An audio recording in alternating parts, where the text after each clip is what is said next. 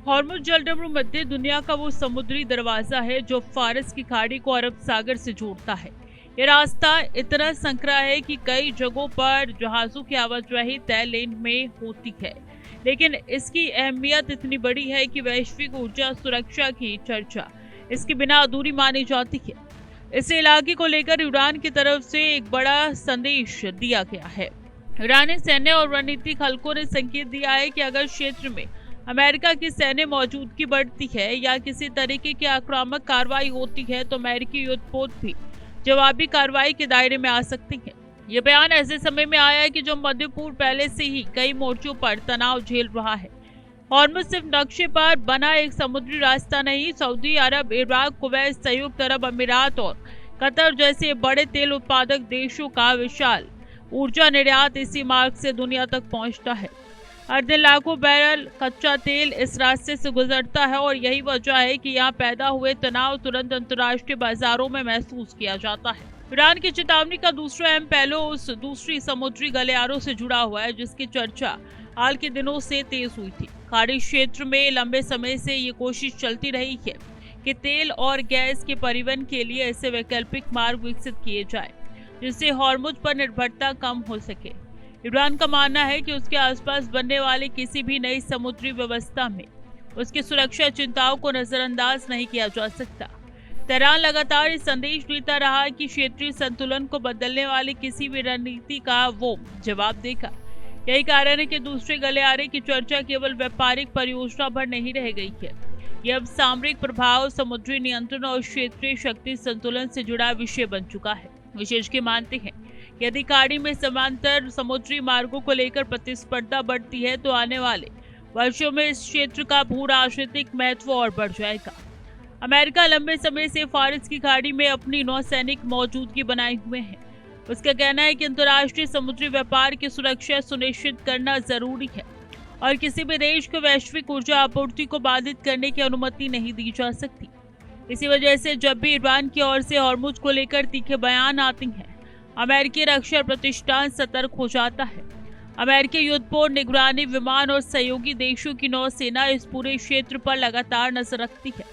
पिछले वर्षों में दुनिया कई बार देख चुकी है कि खाड़ी क्षेत्र में तेल टैंकरों पर हमला, ड्रोन घटनाओं और समुद्री टकराव ने किस तरीके से तनाव को अचानक बढ़ाया है।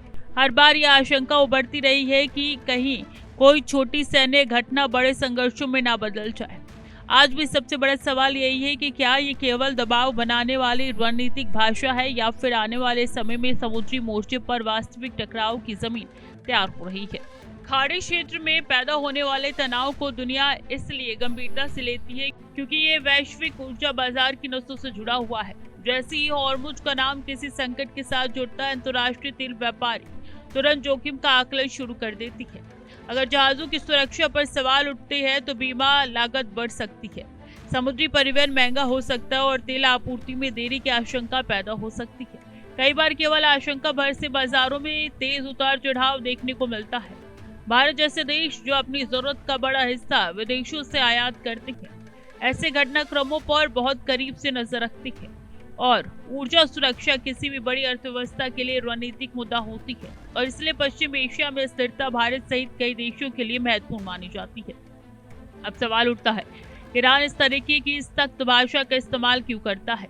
इसके पीछे कई परतें हैं। पहली परत सुरक्षा की है। ईरान लंबे समय से कहता रहा है कि उसके आसपास अमेरिकी सैन्य मौजूदगी उसके लिए चुनौती है।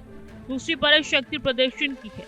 हॉर्मुज़ पर प्रभाव दिखाना ईरान के लिए ये संदेश देने का तरीका भी माना जाता है कि वो क्षेत्रीय समीकरणों में एक महत्वपूर्ण खिलाड़ी है और उसे नजरअंदाज करके कोई स्थायी व्यवस्था नहीं बनाई जा सकती। तीसरी परत घरेलू राजनीति और अंतर्राष्ट्रीय दबाव की है।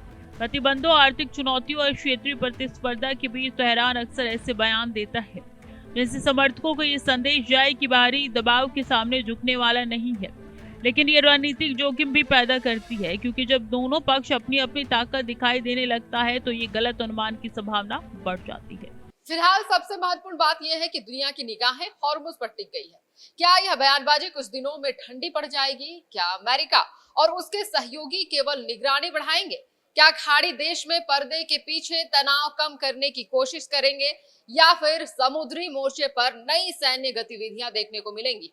इन सभी सवालों के जवाब आने वाले दिनों में सामने आएंगे। इतिहास बताता है कि होर्मुज में पैदा हुआ तनाव कभी केवल स्थानीय मुद्दा नहीं रहता।